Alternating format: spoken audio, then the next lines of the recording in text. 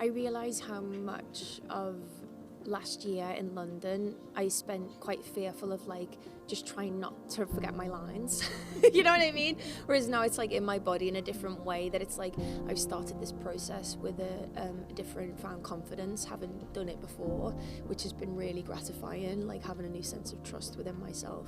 You know, there aren't enough superlatives to describe Jodie Comer. She's the most important thing is she's just one of the nicest people on the planet. She's such a genuinely gorgeous human being. When we sent her the play, her first response was to ask her agent to phone me to check she didn't need to audition.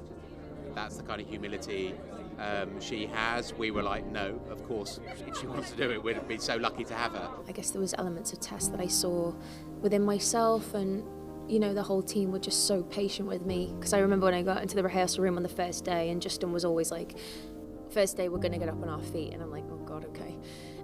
You know, and I was taking everything very literally, so it's like she sits down, I would sit down, and he's like, no, this is theatre, we don't have to be so literal. You'll notice that a lot of the show she's downstage centre, and it's a circus show in which a lot of the comments we get is, how does she do that 8 times a week?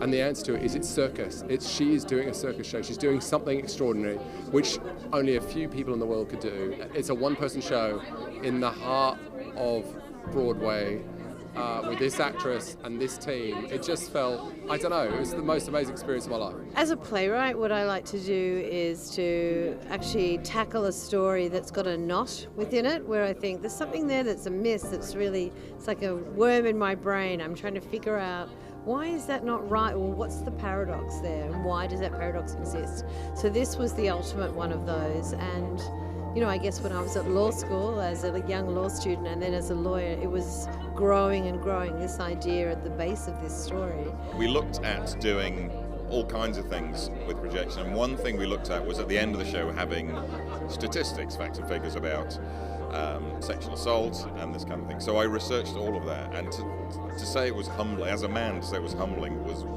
an enormous understatement. Yeah, I feel that the legal system is behind the rest of the country. So it's one thing to have Me Too and have people come up with their testimonies and share them, but then if you bring them to a legal system that's not caught up with the rest of the community, then in a way you're letting them down for even speaking up. I feel like theatre gives you there's this respect that you have to give it, so you have to be quiet. In my show, like my gigs, people don't have to give me respect. I kind of make sure they do, but they don't have to. And there is this thing about the form, which is why we need to, you know, keep funding it and keep it alive, and not just let posh rich people do it, because it is a way to command an hour or more of people to listen. With sexual assault, there is a lot of shame and there's a lot of guilt, and therefore there is a lot of hiding of what people have gone through, and there's something about having 800 people in a theatre and them all giving each other permission to maybe release things that they've never released before,